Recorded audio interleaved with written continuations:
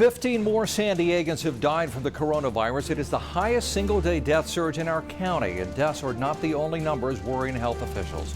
Hospitalizations surged too. Thanks for joining us for the nightly check-in.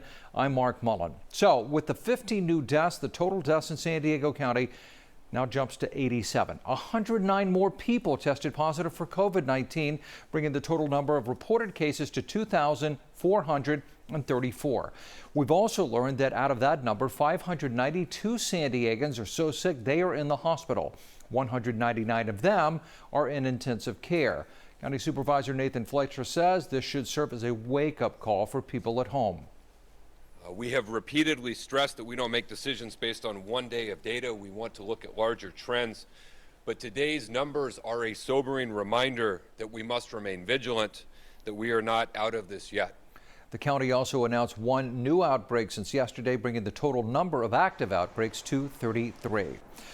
For the first time, we are hearing from a San Diego family who lost someone to coronavirus. Robert Friel was a husband, father, grandfather, a veteran, a pilot, and a classic car mastermind. In 1998, he bought the first Ford Mustang hardtop, which inspired him to write a book, making him the go-to Mustang historian.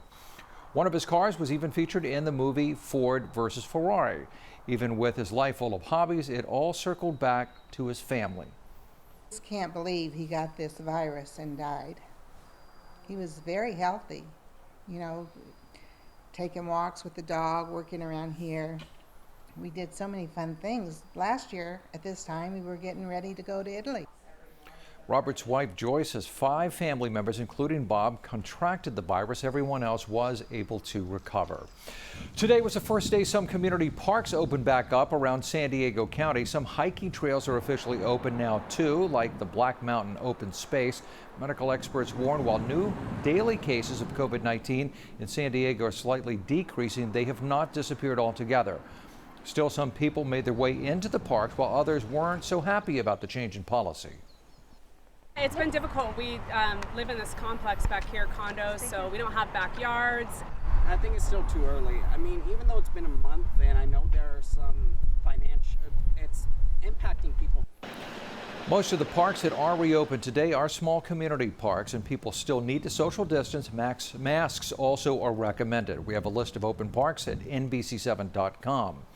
Small businesses affected by the coronavirus in San Diego's unincorporated areas will soon have help, thanks to a $5 million lifeline from the county. The $5 million emergency loan approved today by the County Board of Supervisors could provide up to $50,000 for businesses with 50 workers or fewer.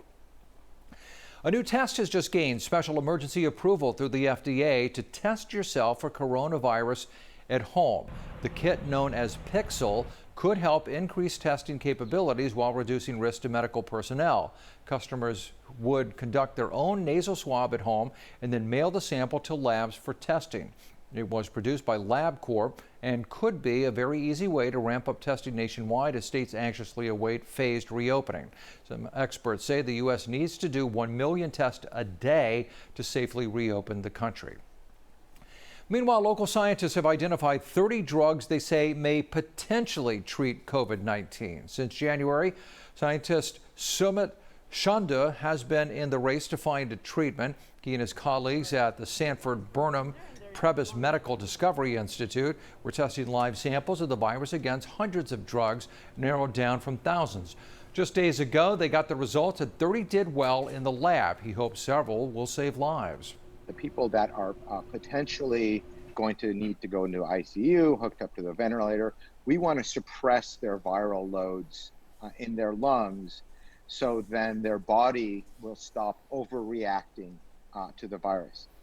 The data is public and has been sent to drug companies and the medical industry. Next steps include animal testing before the FDA approves clinical trials in humans. Let's get the latest on your forecast. There is a heat up on the way. Here's Dagmar.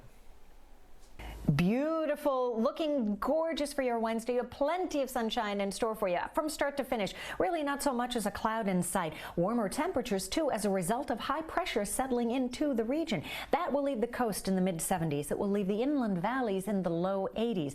Mountains, you're looking at about 70. Yeah, how spectacular is that? In Julian, sunny and 70. In the deserts, you're looking at the low to the mid-90s. So this Wednesday now will bring you the start, I said the start, of a pretty significant warm-up. We'll keep you posted on this.